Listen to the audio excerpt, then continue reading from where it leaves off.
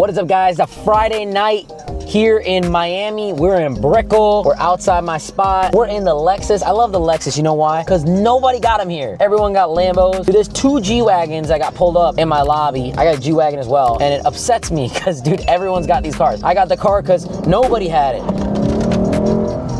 And now everyone's got them.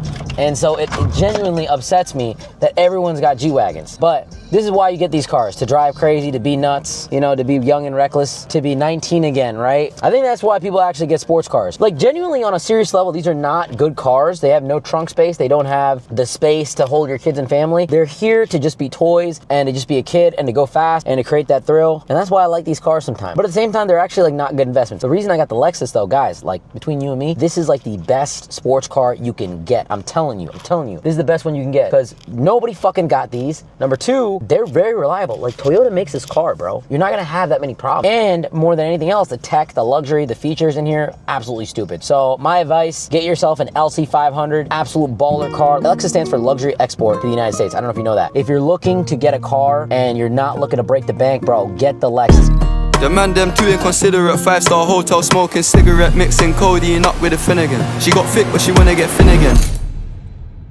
Everybody down on the live right now, do me a favor, smash the middle of the screen. Let's get up to 10,000 likes. We're gonna do a little bit of cooking today. I got this rotisserie chicken here, and I got some rice. So chicken and rice for breakfast. Real simple, nothing crazy. I'm at home. Just come to my house and we can figure it out. I'm making food right now, like chicken, rice, and asparagus and broccoli. It's very good. It's very good. Just come. All right, I'm coming. All right, I'll see you soon. We're eating simple today. What does it mean when you try to keep yourself busy, but you can't seem to get them out of your head? It means that you don't have other options. That's exactly why you feel that way. You just need to get other options in your life. What if I don't want any other options? Then it means you can't get over them. If they don't want you and you want them and we can't get over them, then we're at a weird situation, aren't we? First and foremost, you gotta change your standards of what you want in life. I'll never talk to somebody that does not want me. All right, guys, we're gonna be ending the live here. Thank you so much for being on the live. Thank you so much for hanging out. If you guys ever wanna connect with me, Samed Basani on Instagram, shoot me a message. Any questions you have, relationships, dating, lifestyle, business, you want to get to know me, more about what I do, please just message me on Instagram. Until next time, guys, peace. And that's a wrap. All right, guys, we just ended live. We were cooking all of the live, and we're just gonna eat some food because I am starving. I haven't eaten all morning. I like to fast a lot during the days, especially during the weekends, because I don't have a ton of work to kind of be attending to on the weekends. So fasted this morning. We're about to eat some food. It's about to be awesome. Let's check it out. What up, guys? It's a Saturday afternoon. I got my girl Tammy coming up here. She's a good friend of mine. We've been friends for a long time. We're gonna go grab some stuff from the grocery store. We have to go run some errands, but she wants to learn more about podcasting and how to kind of create content. So I'm gonna be giving out a lot of sauce on how to create content so that way you guys can do it as well. So stay tuned.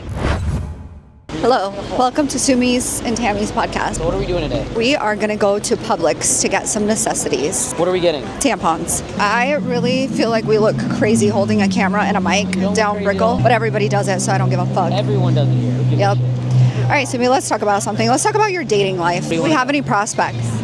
No. I think you need the Pilates girlies, the church girlies, the ones that are in the dog park on a Sunday morning. I think that the girls in the church are sometimes arguably the biggest Pose. Yeah. When I went to the church in Cleveland, I went there and I was like looking around. I'm like, yo, I know all these girls. They were out the night before. How do we feel about modern churches? I mean, they're a lot of fun. It's easy to get into if you're not like very religious. I disagree with modern churches. I don't think there should be anything modern about church. They're very like, what is up, guys? Welcome. Like, it's like one of those churches. Not I don't like that.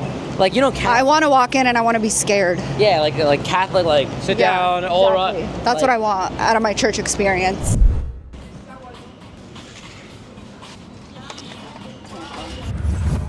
What are the biggest red flags in a guy that are not obvious? When he flexes on his gram and you think that he has money, but he doesn't. Like when he's like on vacations and he has a Lamborghini and this and that, and then you meet him in real life and it's all rented and he doesn't have any of that. You know, honestly, I think that guys that rent Lambos are like rich. It's not cheap to rent a Lambo for a day. Yeah, it's not hard to also save up to rent a Lambo for a fucking weekend, come to Miami and then go back home and just have that on your gram. That's just like you going for a girl on Instagram that's like beautiful, great body, everything, and then you meet her in person and she's fat and doesn't have her shit together. Yeah, no, I understand. If a guy has a rented Lambo, the easiest way to tell is if he's doing it on a day-to-day basis on his stories. Like, you can watch a guy for a month and you can see what he's posting and you can eventually see like This dude posts his car a lot. If he posts it once and he just like never posts it again, you know what's funny? When I like got my leg injured, I went to Cleveland for like 2 months, right? Everyone thought I sold the G-Wagon because I just got the G-Wagon and then I messed up my leg. So I had to leave the G here in Miami for like 2 months. Another red flag that isn't so obvious. I'm in a happy, successful relationship, so I don't really know what red flags look like anymore. I'll give you a good one. Girl best friends. You think girl best friends are red flags? Yeah. And Saying you don't have any guy friends and your best friend's a girl, red flag. Like every girl here has seen the yachts, the jets, this, that. Any attractive girl. Yeah, but okay, here's the thing. Like, I've seen the yachts, the jets, the whatever. Like, I've been on all that. Does my guy own a yacht? No. That's why you date in your lane.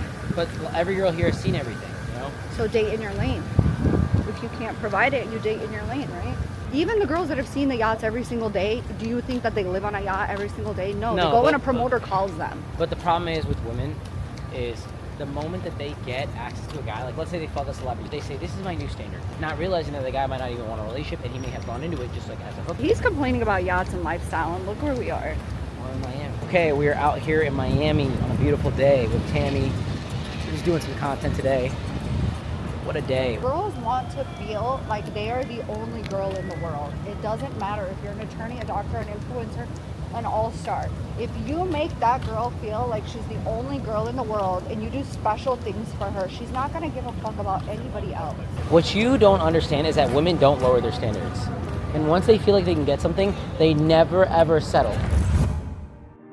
The insurance business is what made me a lot of money. What I did was create money with the insurance business, live below my means, and then I invest a lot of my money on the side. The insurance business is really easy to start, okay? So you just gotta get an insurance license. If you live in the United States, you can take the insurance exam. I think that it's about anywhere from $200 to about $600. And what you do is you get a resident state license. And that's a license for the state that you're in, the state that you live in. Then from there, you buy a few other states and you buy these non-resident licenses, and you can just buy all the states if you want. Comes out to about like $6,000 if you buy all the states. And then theoretically, you can sell insurance in any state in America. Now, at first, for like the first 2-3 years, I only sold insurance in the state of Ohio. So I sold insurance for a captive insurance company. Then I left and started my own company. And starting your own company is nothing crazy. You just gotta pick up contracts. And I was basically contracted under a large insurance organization called an insurance marketing organization. They're called IMOs, okay? And so I was under an IMO, sold insurance there, built a team, which means that I brought people into the business, got them licensed, taught them how to sell insurance, and I took a commission from the commission that they got from the sale. So I took like a 5%, 10% commission of their commission to kind of be credit towards me to teach you how to write the application and everything like that. And now I earn a small percentage from all the producers that we have in our agency. And what's interesting is I don't even have to take away from them now because the insurance carrier is paying me the bonus. The way that money's made in the insurance industry is, let's say I sell you a life insurance policy and it's $100. That would come out to be $1,200 in the year. The insurance agent is paid a percentage of the yearly premium. And so in our organization, a lot of our agents are paid 100% around that ballpark, some even over.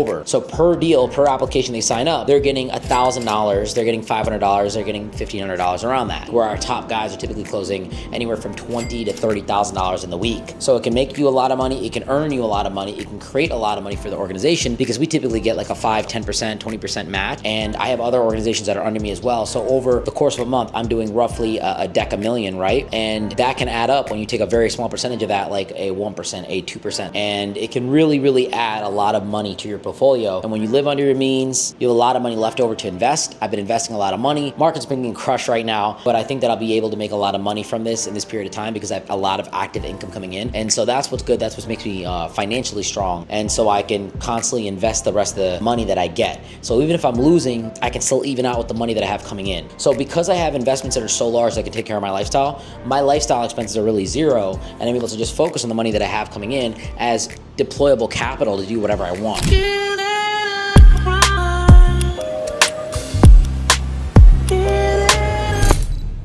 What is up, guys? We just got in the car and we're about to go drive down this road. I've been trying to do some sightseeing in Miami, trying to understand more about the city. And Saturdays and the weekends, I try to get out and try to just look around. Now, I haven't been in every single spot here. I haven't really like walked around, but I am trying to see what's out there. So there's this street called Old Cutler Road. It's supposed to be a very scenic street. So we'll check it out, see what it's like. And there's a couple other ones that I want to check out that are more so closer to the city. So I'm gonna go out first and then come back to the city and then see what's here. So let's check it out. Who's calling that shit? Who's calling that shit? Who's calling that shit? Who's calling that shit? Who? Probably a gator in here. It's actually really nice. So I'm here at this like random park. It's actually beautiful. So it's very scenic. It's kind of like off the road. And I just kind of came here. We walked down that little, you know, that little area there. And now I'm over here. And Miami is so beautiful. Florida is so beautiful. I'm going to keep going. I'm going to see what else is here. But yeah, I've just been trying to like adventure and kind of like learn more about the place. And to be honest, I feel like I'm doing a pretty good job. Like, I feel like this is a place where people's kids used to come to back in the day, and now I'm discovering it. It's not as easy as it looks walking around, considering the injury that I just had. So this is good, though. This is good to, like, stress it and to obviously get my balance back and to get good at this kind of stuff. But as you can see, the terrain is, honestly, looks pretty good on camera. It's not that great in real life, but it looks pretty good on camera. And yeah, I've just, it's really beautiful in certain parts of Florida at night. Just absolutely amazing. There's a lot of houses in this area that are very, very expensive, like anywhere from 10 to 20 million. And it's really inspiring to see these large houses. I always wonder what all these people do. Like, what did these people do? How were their lives? To get to this level is crazy. Yeah, look at this. This is stupid, dude. This is stupid.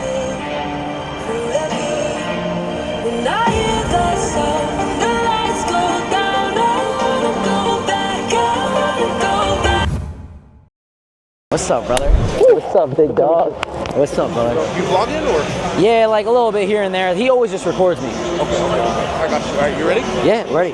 Anything you want. Let's go. Here we are. It's been a minute. It's been a minute. It's been a minute, yeah. All right, let's go. You consent to recording and distribution of this on my socials? Yes. If you were to take a woman on a first date in Miami, where are you going to take her? Coffee for sure. Coffee or a walk. A lot of people go to dinner dates and you're sitting across someone interrogation style, you're getting ready for 2.5 hours, you're going there, the food may not be good, there's so many different factors that can mess it up. Coffee is better because you get 30 to 40 minutes of just like really deep interaction with a person. It's way better. And for the guy, it's cheaper. For the girl, it's quick. For women, you have to be quick and efficient with your time. So what's the most that you're spending on a coffee date here? I mean, you're not gonna spend a lot on coffee in general. Probably like max 30, 50 bucks, maybe, you know? Do you think a woman in Miami watching this now would say, yeah, let's go for a coffee date? I would say no, because a lot of women would say, Anna, I don't do coffee dates, the whole thing. Anna, I don't do coffee dates. I don't do walking dates. I don't do last minute dates. Yeah. I don't do this. But coffee is so much better for women because as a woman, your time is so valuable. Like, you are the youngest you are in the moment you're in. You gotta preserve your time because that's correlated with your youth. So as a girl, you gotta filter out your options real quick. So coffee is so much better, but a lot of girls don't know that. They think that a nice dinner is better, but it wastes your entire afternoon and you may not even like the guy. And the worst part about it is you're going out in public in front of everyone and now you're being judged for that interaction if you don't end up with that guy. Because someone could say, oh, I saw Stacy with this guy out here, and it could mess up your reputation if you're back-to-back, date-to-date with guys you don't actually date. See? What's going on, dog? Doing an interview. This guy's got 1 million on Instagram. Good to connect with. Hey, what's up, bro? What's your name?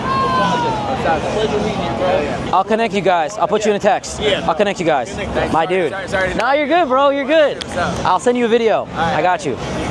My guy. Yeah, dude, that's how you just fucking... That's my dude, yeah. Get another shit out of it. Do you think dating gets harder for men or for women as they age? I think for both, but it's different. Men are like, after about 41, 42, women are not sexually desiring men. Like, no girl is like saying, oh, I want to fuck a 45-year-old. And I think after about, I won't even say 30, people say 30 a lot for women, but I'd say like 34, 35, women start really losing their leverage in the dating marketplace. For both people, you're gonna get sexually less attractive. I think it's more difficult for women though, because a lot of what men look for with a woman is just looks. Like they mainly look at a woman's looks first as an evaluation factor, whereas men, it's more so power and resource, and that can increase over time. Looks are still very important, but you can really win as a guy a lot older if you have your life together. If you're a 45-year-old woman, it's hard to get 24-year-olds lining up to marry you. My guy. I think we got more than enough. This is good. We just did a little interview on the street, ran into my guy, The Desirable Truth. Super cool platform, bro. He interviews a bunch of people all over the United States, so it's cool to see him out. Just saw him, connected with him, and we got a little bit of content, so check that stuff out. He'll probably post it, but it's just good to see people in Miami when you're out. It's absolutely amazing. Also ran into Wade Houston. We did a podcast with him. He just pulled up for a little bit and talked, spit some sauce, but crazy. Miami's nuts.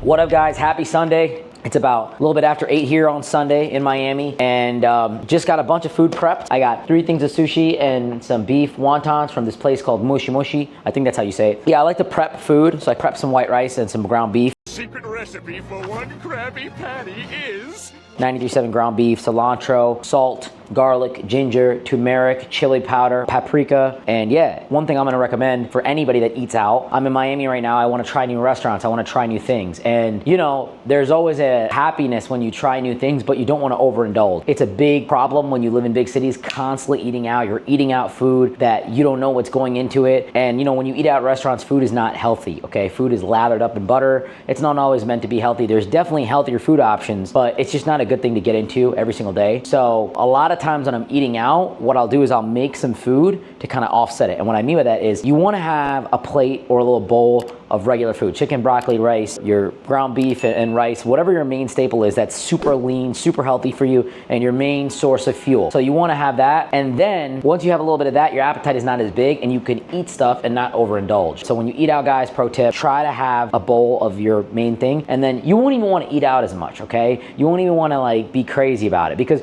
when you're hungry, you know, you want to order anything. You want to go grab the fried food, smells good, but when you eat a little bit of food, you'll see your mindset starts to shift and you're like, yeah, I don't really need it, and that's the correct thing. But typical Sunday, chill Sunday, let's enjoy the food. I'm gonna eat, so we'll talk soon.